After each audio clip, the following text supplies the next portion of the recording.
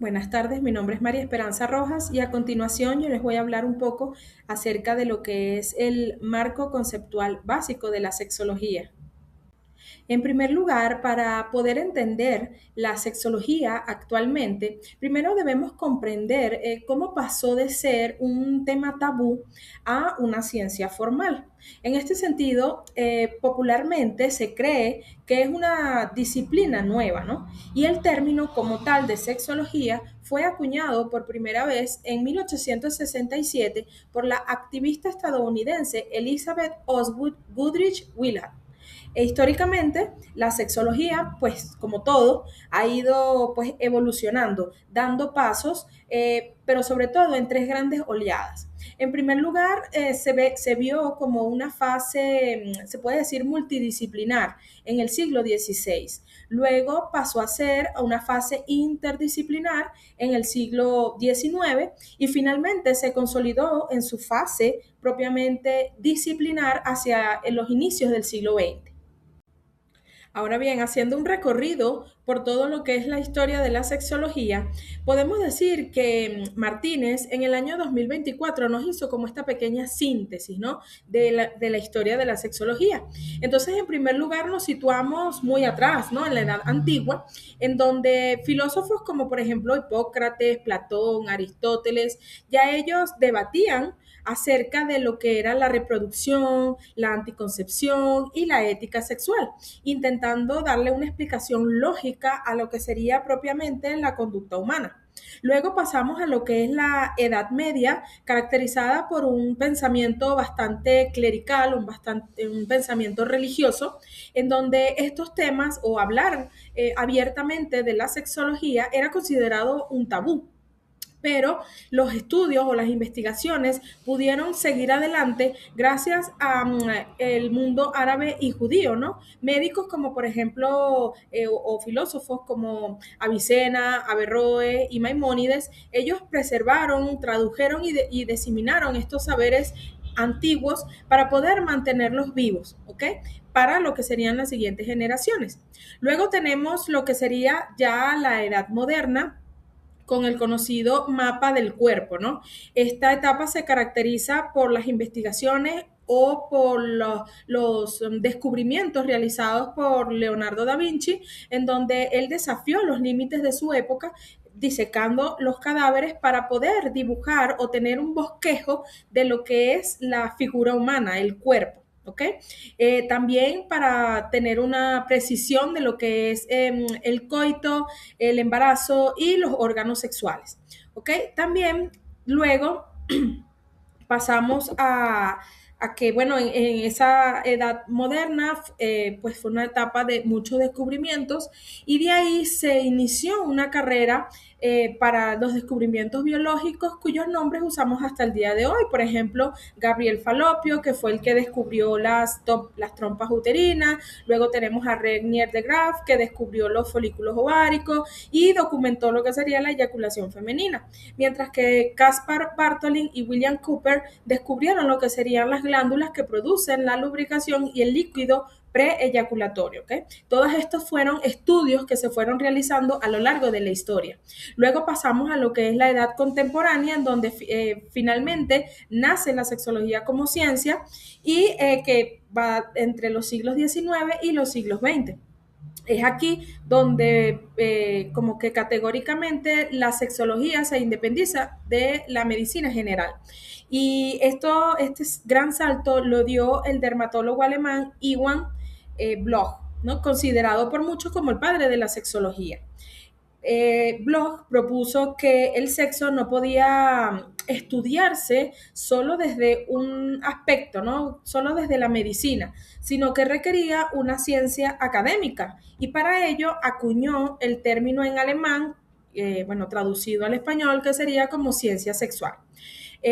A partir de Iwan Bloch, la sexología quedó completamente definida oficialmente como una ciencia independiente, abriendo las puertas a los estudios biológicos, psicológicos y sociales que dieron forma al mundo actual. Una vez que hemos hecho este recorrido histórico, tenemos ahora lo que sería la conceptualización, es decir, la descripción de conceptos básicos para esta ciencia, ¿no?, de la sexología. En el manual para la formación docente en integración integral de la sexualidad humana del año 2013 nos da esta conceptualización, ¿ok? Entonces, en primer lugar, ¿qué es la sexología? Entendiendo, como mencioné, su historia, podemos definir que la sexología es una ciencia que estudia el hecho sexual humano y sus manifestaciones. No lo hace desde una perspectiva moral, sino desde una perspectiva científica, utilizando lo que sería la teoría de los sexos para poder hacer inteligible cómo vivimos nuestra realidad sexual. ¿Ok? Tenemos también lo que sería el sexo, que es algo puramente biológico. Es el conjunto de las características genéticas, fisiológicas y anatómicas que nos definen como hombres o mujeres y que determina nuestro sexo legal al nacer. Luego tenemos lo que es el género, que es básicamente un constructo social, ¿no? Es la suma de los roles, los valores y las expectativas que cada cultura asigna al sexo, ¿no? Al hombre o a la mujer. Es lo que la sociedad espera que nosotros realicemos de acuerdo a nuestro sexo. Por otro lado, tenemos lo que es el deseo sexual, que es una condición innata y biológica que activa la función sexual. El erotismo, por su parte, es una característica exclusiva de la especie humana y consiste en la capacidad de transformar los estímulos físicos en un placer subjetivo o en pasión. Luego tenemos la sensualidad, que es la facilidad o es una capacidad que tiene la persona de conectar y evocar atracción a través de los sentidos. Y por último, la afectividad, que es el tejido emocional, es el componente emocional que le pone la persona a la relación y en el vincularse con las otras personas, ¿ok? Entonces, como vemos, la sexología va mucho más allá de lo que es el acto físico, que principalmente se puede tener como un mal concepto, ¿no? Entonces va más allá de eso. Es el estudio integral de cómo nos identificamos, sentimos y nos relacionamos con los demás. Ahora bien, una vez realizado este recorrido histórico y de conceptualización de la sexología, tenemos ahora lo que es la teoría fisiológica del sexo. Bianco en el año 1991 nos explica que este es un marco formal y científico que a través de leyes y postulados nos explica que en la sexualidad humana no existe una norma única y rígida, sino que el organismo opera mediante variantes fisiológicas. ¿Qué quiere decir esto?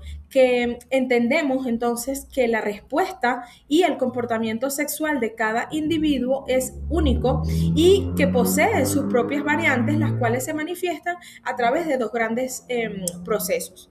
El primer proceso es el proceso de diferenciación, el cual pues se encarga de todo lo que tiene que ver en el desarrollo prenatal y evolutivo, que nos conforma morfológica y orgánicamente como hombres y mujeres. Este proceso se da principalmente en el vientre materno, ¿ok? El útero, donde ya se empieza a diferenciar si el niño que va a nacer es hombre o es mujer. Y el segundo proceso es el que se llama activación de la unidad, situación, estímulo sexual, respuesta sexual. ¿Qué significa todo esto?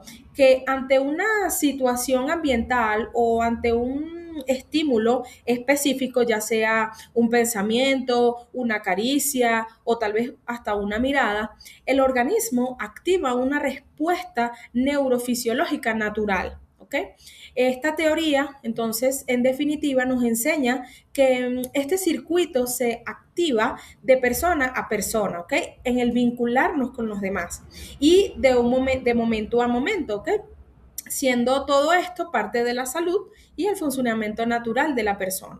En conclusión, esta teoría fisiológica del sexo nos quita el miedo a lo que podría llamarse anormal y nos demuestra científicamente que todo lo que es la diversidad en el funcionamiento sexual no es sinónimo de una patología, no significa que algo esté mal en nosotros, sino que cada persona tiene una manera diferente de activar esas respuestas o de activar esos mecanismos para vincularse dentro de lo que es el marco de la sexualidad. Ahora bien, en lo concerniente a lo que es la definición de la sexualidad humana, podemos decir que en el año 1975 el filósofo Maurice Merleau-Ponty describió la siguiente frase, dice, hablar de sexualidad humana es hablar de la esencia misma del ser humano. Y en eso también se relaciona lo que sería la definición que da la Organización Mundial de la Salud, la cual dice que la sexualidad humana es un aspecto central del ser humano, es una dimensión fundamental porque de cierta manera es necesaria para identificar al ser humano como tal. Y esto está, por supuesto, presente a lo largo de la vida. Abarca no solamente lo que es el sexo, sino también a lo que sería la identidad, el papel de género, el erotismo, el placer, la intimidad, la reproducción y la orientación sexual. ¿Okay? Todo ello engloba lo que sería la sexualidad humana. Por ello, tenemos que entonces la sexología estudia a la sexualidad humana dentro de cuatro grandes dimensiones, ¿ok? En primer lugar, tenemos lo que es la dimensión biológica, que básicamente provee lo que es el sustrato anatómico y fisiológico, ¿no? Entonces, en esta dimensión encontramos lo que son los órganos genitales y los caracteres sexuales que determinan lo que sería la procreación, la respuesta sexual y el deseo. Es, en pocas palabras, lo que se define como el mapa físico de nuestro cuerpo. Luego tenemos como una segunda dimensión lo que sería la parte psicológica, que es básicamente la mente jugando un papel fundamental en cómo sentimos, ¿no? Esta dimensión psicológica se divide en dos áreas. Tenemos el área intelectual, que gracias al desarrollo cerebral transforma lo que sería el instinto biológico en un impulso sobre el cual podemos tener algún tipo de control. Y la segunda área de la dimensión psicológica es el área afectiva, que es básicamente nuestra capacidad de crear vínculos íntimos basados en los sentimientos.